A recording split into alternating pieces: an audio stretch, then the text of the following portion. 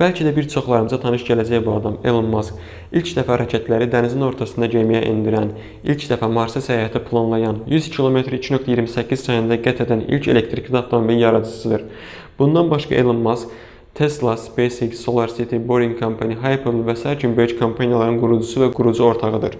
Bugünkü videomuzda mən sizinlə Elon Musk'ın bu qədər uğur qazanmasının əsas 10 qaydasını paylaşacağım. Əlimdə gördüyünüz bu kitabı bizdən hədiyyə olaraq qazanmaq istəyirsinizsə, videonu izlədikdən sonra MyMentor hashtagı ilə paylaşa bilərsiniz.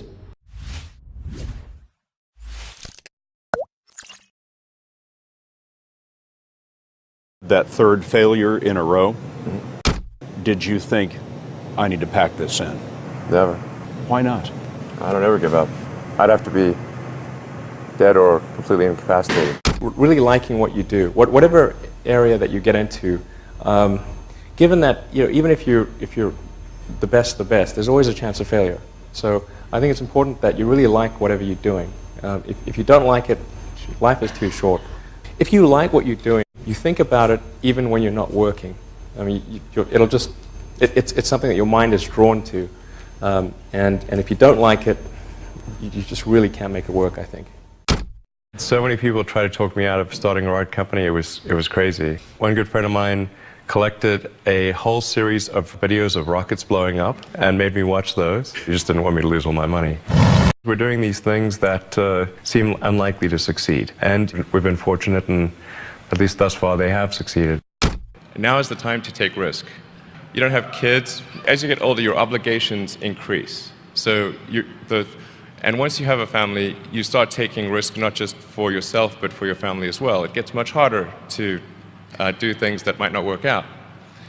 So now is the time to do that before you have those obligations. So I would encourage you to take risks now. Do something bold. You won't regret it. How did you figure you were going to start a car company and be successful at it? Well, I didn't really think Tesla would be successful. I thought we would most likely fail.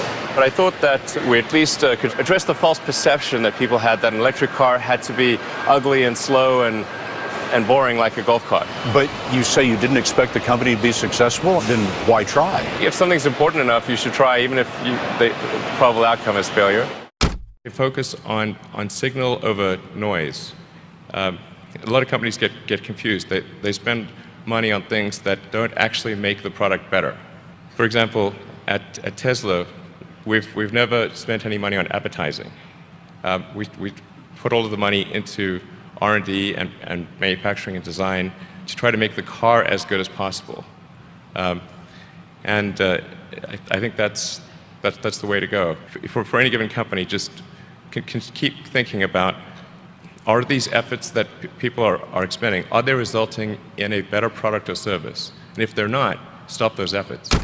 When I interview someone to work at the companies, would be to ask them to tell me about the problems that they worked on and how they solved them. And if someone was really the person that solved it, they'll be able to answer multiple levels. They'll be able to go down to the brass tacks. And if they weren't, they'll get stuck.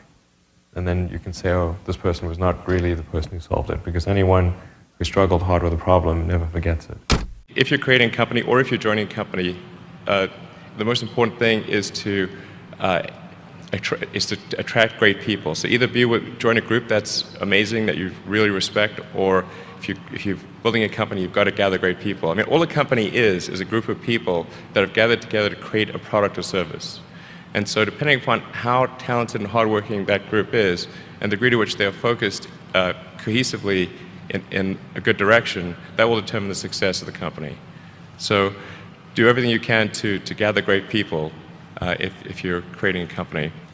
You've got to make sure that whatever you're doing is a great product or service. It has to be really great. And I go back to what I was saying earlier, where if you're a new company, I mean, unless it's like some new industry or new market that, if it's an untapped market, then you have more ability to,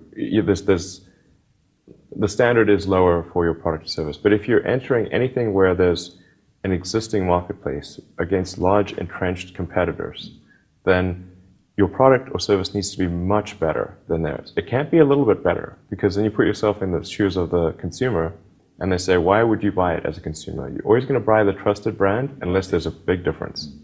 So a lot of times, entrepreneur will come up with something which is only slightly better. And it can't just be slightly better. It's got to be a lot better. Depending upon how well you want to do, and particularly if you're starting a company, you need to work super hard. So what does super hard mean?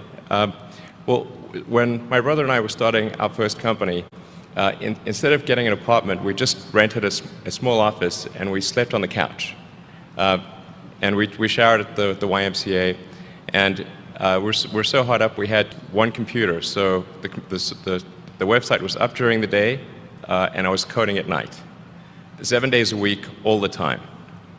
And I sort of briefly had a girlfriend in that period, and in order to be with me, she had to sleep in the office. So work hard, like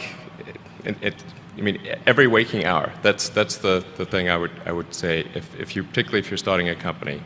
And I mean, if you do simple math, you say like, okay, if somebody else is working 50 hours and you're working 100, you'll get twice as much done in the course of a year as the other company.